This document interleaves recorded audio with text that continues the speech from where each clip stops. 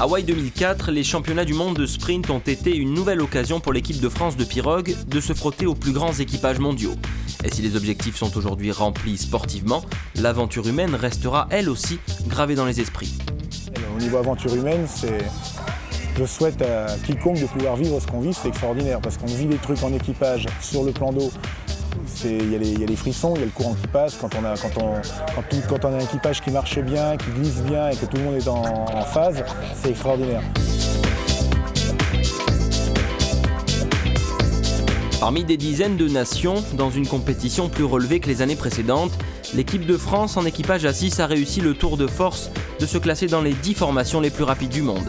À force de travail et de motivation, les efforts sont récompensés.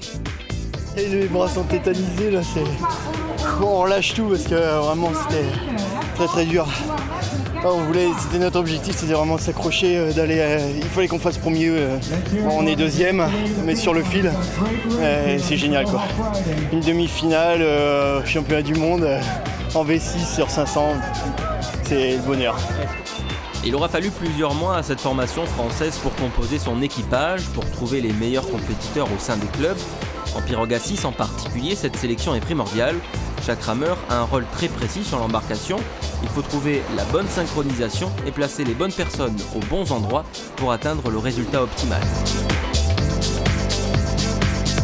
En ce qui concerne mon poste à l'avant, je ressens si le bateau il a plus tendance à glisser, à tasser. Donc mon rôle pour moi, ça va être soit d'allonger, soit de dégager tôt, de façon à faire vivre le bateau. À partir du moment où le bateau il vit, l'équipage derrière, ils n'ont plus qu'à pousser. On va avoir des superbes sensations et c'est là qu'on va faire les meilleurs chronos. Après, il y a aussi le changement de rythme dans la course qui est très important. Il y a des moments où il faut allonger, donc on va chercher devant et on tracte, et là on tracte en appui, et des moments où il faut être très dynamique pour pas que la pirogue retombe.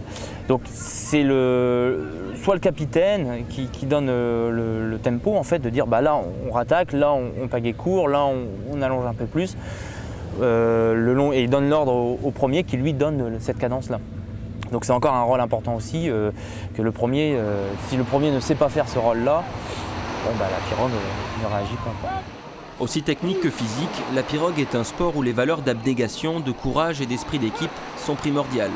Des sentiments que l'on ressent d'ailleurs dès que l'on donne ses premiers coups de pagaie. En général, quand on me pose la question « qu'est-ce que tu fais comme sport ?» quand je dis la pirogue tahitienne, les gens sourient.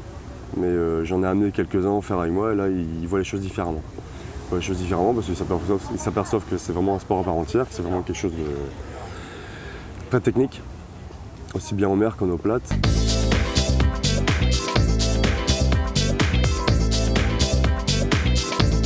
Aujourd'hui, après les très bons résultats en individuel comme par équipe à Hawaï, l'optimisme est de rigueur, parole de capitaine.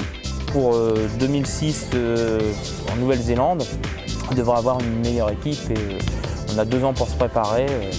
Vu les résultats d'aujourd'hui, je pense qu'on devrait avoir des finalistes. Vivre une telle aventure, sportive et humaine, n'aurait pas été possible sans le soutien des sponsors. En 2004, l'équipe de France a franchi un palier de plus dans son ascension vers les sommets de la pirogue mondiale. D'autres paliers, d'autres étapes se présenteront encore et pour cela, l'équipe de France a besoin de vous. Pour que le VAA soit connu, reconnu et apprécié, rejoignez-nous dans ce challenge.